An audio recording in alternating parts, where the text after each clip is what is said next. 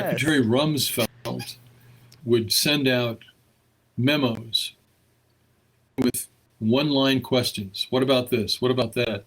These memos came out from the secretary's office like a blizzard, and each one was then a snowflake that would wind its way down to someone to answer. I tried to relate in the book. When one receives a question from the Secretary of Defense, or even more so from the White House, that becomes the main effort. You've got an hour, because I've got to get it to the commanding general in 90 minutes.